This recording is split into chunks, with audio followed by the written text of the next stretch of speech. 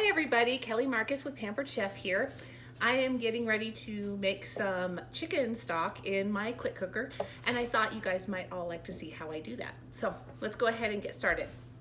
I have my quick cooker here, and I used to do this in the crock pot and let it simmer all day, which is fine. It's a really great way to do that as well, but since I got my quick cooker, my pressure cooker, I like to do it in here, and it takes about 30 minutes to an hour, depending. So let's go ahead and do this. I'm gonna open this up and set my lid there. I just have my basic inner pot here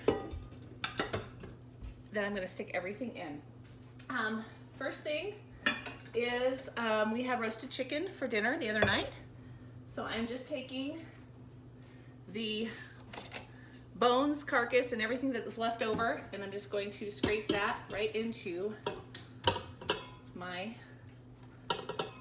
pot. Sorry, I need to put that away. If you can't make it right away, you could also just put these bones and carcass in a bag and stick it in your freezer to where when you do have time to make it. I do that sometimes. All right, so I have that.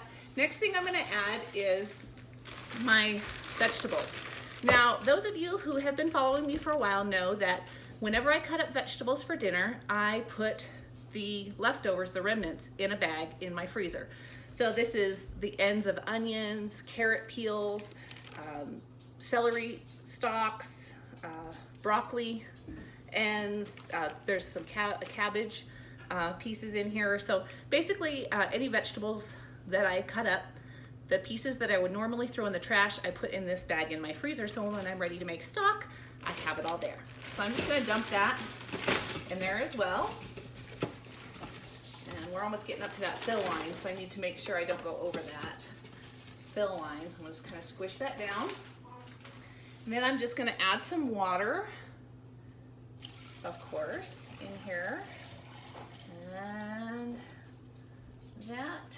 I'm just gonna get just a little bit more, so excuse me for a minute.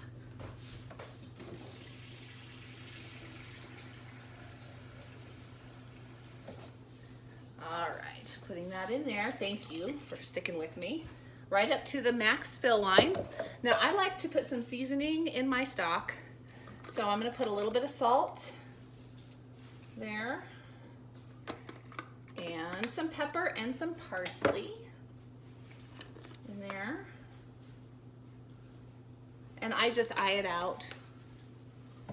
Doesn't have to be a lot, just enough to give it a little bit of seasoning. I like to have seasoning at all the layers when I cook.